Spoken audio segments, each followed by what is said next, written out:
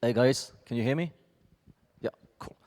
Okay, so I'm going to give a presentation of something we've been working on for the past 2 years. It's called Flying Carpet. We pivot many times. And so the Flying Carpet is a decentralized geospatial layer for Earth observation. So the problem is like Earth observation, like data from space, you got a lot of data from space available. But the only way you can access data from space is by using massive corporate, massive firm, massive big institution that give you access to data, so you can buy the data. But then it's very difficult to treat, to analyze the data in order to extract data insights for building or for automating decision. For example, you want to calculate the production of coffee in Brazil, you want to do parametric insurance for farmers, all this kind of stuff. So what you can do, you can actually extract data from space and then build data insights. So the vision is to build a decentralized protocol that provides actionable insight from geospatial data using machine learning algorithm, mechanical incentive mechanism, and also smart contracts. And then, so those machine learning models can be decentralized, and then anyone can actually buy or take a percentage of ownership of this model in order, and then they can earn revenue. So if an investor or if someone used this model to extract data from space, then everyone that actually has a stake in this model will be able to make a revenue income. So we build, it's a protocol for geospatial data, and the idea is to build financial instruments on the top of this decentralized protocol.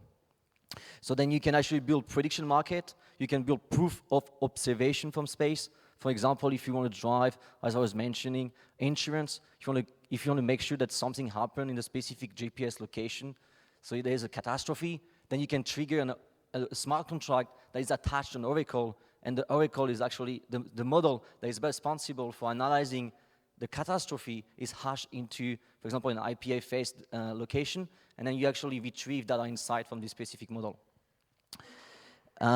So you can build different kind of financial instruments on the top of this protocol. For example, exchange market, as I mentioned, Nozus, Augur, 0x, or private. You can also build like DAO, so you can have like specific decentralized organization that are responsible for climate change. And I'm going to tell you, present like a use case we've been working with Microsoft and National Geographic. And you can have different DAO that are responsible, so a DAO will be able to buy a specific model to transform for a specific use case.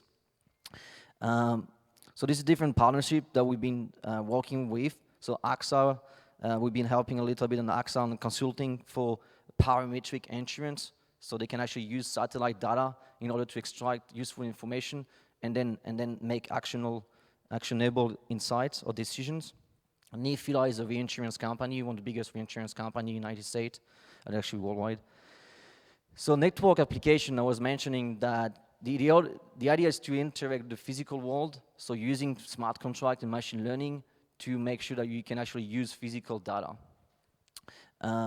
So we've been working on 5 different use cases: crops, parametric insurance for the insurance industry, carbon offset for forestry industry, rooftop anomalies, so you can actually calculate and analyze rooftop from space, and then you can calculate what is the percentage of anomalies, and you can also plug this into prediction markets. We've been doing commodity trading for coffee in Brazil, and tracking climate change from Greenland, the melting speed of the ice. So how we start the project? We first started the project using drones, but then we had a problem of scaling. Drones, we built one of the first bounties network using a TCR mechanism where you can actually incentivize people to go at a specific location and then gather data using their drone. But the idea, you need to use a specific SDK in a DJI drone to prove that the data was collected at a specific location is actually accurate and 100% at this specific GPS location. So it's actually, you can test it, and it's on the link alpha.flyingcarpet.network. You can actually like post a bounty and then tell what kind of data you're looking to gather. This is in London, and this is on the Winkenbai, but you also have the mainnet. You can go, and there's like we give you like some tokens to use the platform. So that's what basically what you can. Oh, and then the next phase we build a Web3 mechanical Turk. So the idea is we gather a lot of data from space, but it's very difficult to test the data you get from space. So the idea is to incentivize people to go to the platform, and then we send these images to multiple different people, and then they have to stake, they have to recognize, okay, this is a land of coffee, this is not a land of coffee, this is a land of coffee, this is not a land of coffee, and then they get paid. So you basically incentivize people to analyze, to annotate your images. So we did something with a company that is focused on forestry. So the idea is to tackle the market of carbon offset. We're talking about $1 trillion market cap. The idea is to basically prove that at a specific location you have a forest, and this forest has been absorbing carbon. So you build a model that is responsible for capturing data from space. I mean, we capture data from space for different satellite providers, and then we feed those data into the model, and this model is actually responsible for analyzing per square kilometer how much carbon offset was absorbed. So if you generalize this and you scale this kind of use case, imagine you could have trees in your garden, and those trees, you could be incentivized to keep those trees alive because you'll be earning money from the European Commission because those trees actually participate in climate change. And in order to do that, you can trigger proof of observation from space. We collect data, and then we feed the model, and we give a binary output. This is something we won. We won a grant from Microsoft and National Geographic. It's a grant that specializes in AI for Earth. So the idea is we are sending people in Greenland to. So we're building a model that can analyze the speed of the melting ice in Greenland. So if you have a model that can do that, then you can actually plug this into a prediction market. So you can say, okay, what is the speed of the melting ice? Is the speed of the melting ice in 2 years is going to be faster than the speed last year? And you can actually build all this kind of financial instruments on top of it. This is the one that we're currently doing with one of the biggest hedge funds in coffee. And this one is basically to analyze live production of coffee in Brazil. And this is very cool. I'm going to announce something at the end of the presentation, what you can do with this kind of use case. And this is the idea. This design comes from 0x, but the idea is to have multiple different models that are on the dashboard, and anyone can actually stake inside and capture an ownership of this model. And then if those models are being used, then you actually earn money. And then you can see how short-term, medium, or long-term investment if you want to bet on the market. This is like using bounding curves. I'm not going to go into that. This is how you basically earn a percentage of ownership into the model. But I think with STO is probably better. And then we just received a grant from Gnosis, and the idea is to build on the top of Gnosis Mercury version 2 is to build a prediction market for all those different models. And we are going to start with the coffee model. So we are going to plug into Gnosis a protocol, not protocol, but like what we're building in terms of smart contracts, and then we build in order for us to build the dashboard. Oh yeah, sorry, it was like it's the wrong slide. So yeah, the idea is, for example, you can actually ask a question: will the 2009 coffee yield in Brazil exceed 2018? And then this proof of observation will actually be the oracle for this specific market, financial market. So this is how you can actually find the link, how we explain the entire proposal that we shipped to Gnosis, how we plan to build this one. And now what we're trying to do is we're trying to not be trendy, but a little bit, is like basically get into the generalized mining. Because in order to run all those different models and to make sure that the data that was captured and you can analyze this data, you need many people to verify this data. And you also need people to run this model in a decentralized way. So I can show you. So let me see. So we built something. It's the first step where you can basically like use the UI. So you cannot run this validator on the cloud, on the data center, because not a data center maybe, because you need the UI. So we actually use Google Earth to double check that the information that was captured from satellites is correct, and then we pay people. So you can actually earn something like 120 DAI per hour, which is like 120 US dollar per hour, because we actually paying people at 5 DAI per square kilometers. And we been processing 3,500 square kilometers of coffee in Brazil. And they were going to extend this use case to many, many different models.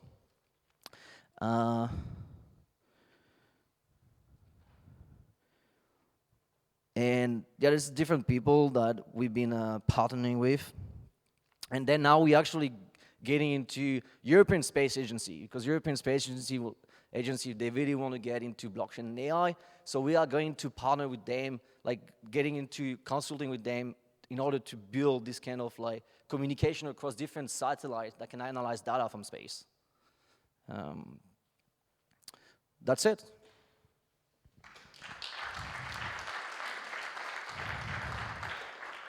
You have questions?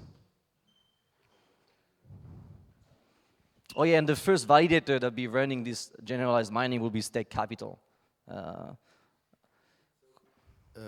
Okay.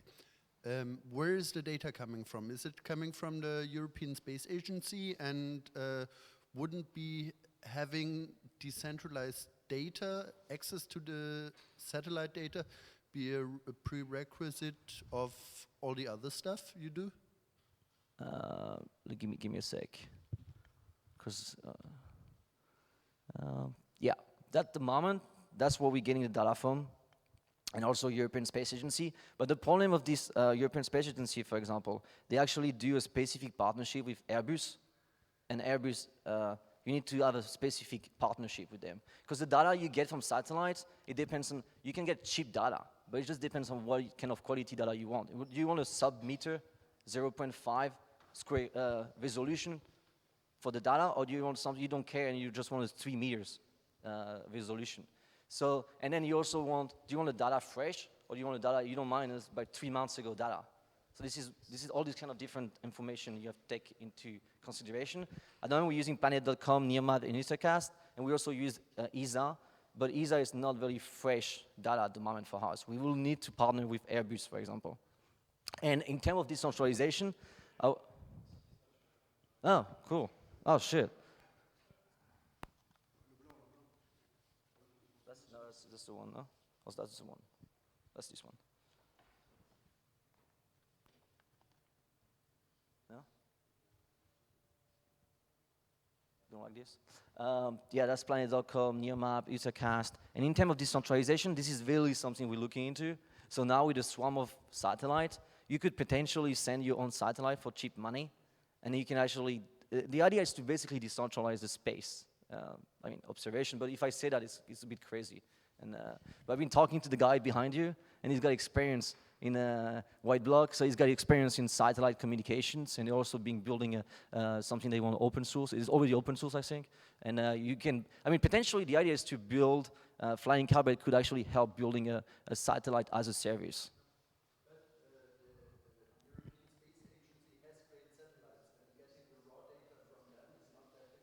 No, it's not difficult. We're actually doing this, but yeah, we're doing this. Yeah. You got the platform online, you can get the data. But the thing is, like, how do you make, if you, for example, if you build a prediction market that will be responsible for, that has 20 or 100 million at stake for making a proof of, for making an oracle decision, or binary decision, or even a scalar decision on a specific prediction market, you need to be 100% sure that this data has never been tamper-proofed.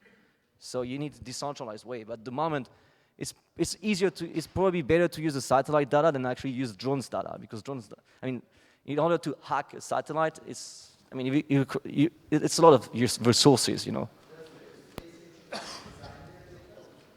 No. Oh yeah, they've got private key and public key on the satellite, so you can actually do that. I think he knows better than me. But I was talking to Catapult, and it's basically the space agency in the UK. We were there like last week, and they actually use based on GPS location, they actually sign the data. But the thing is, like, when you have different satellites that actually capture data, it's very difficult to, because the data is not the same, because it's not the same It's not when you're looking at different angles of the pictures. Cool. All right. Hey, so I'm wondering how the ownership of the AI models work, because it seems like if they're public, that wouldn't be very good. So they need to be like private in some way, but how can they then be shared? Well, this is something we've been talking with, Isaac over there. So, yeah, the thing is, like, the idea is to, if you pay data scientists to build a model, you don't really want the model to be open source, but you want the model to be be 100% sure that this model that extract data inside is always the same and never change. So you can actually hash this model and then store this model in somewhere, in a validator, in a kind of like enclave. So it's running, but you cannot access the code of the model, but you can still give outside outputs, data insights. Right, so you're kind of relying on some service to keep the model available. Yeah, the thing is, like, you could say, oh, I want to use Golem and Zenox and then all this kind of stuff together to build, to make sure the model is never being accessible from the inside and provide, I don't really know. The moment we're building a model, and the plan is to decentralize this model. For anyone to, we need to encrypt this model. So we're talking to different people that can help us on that.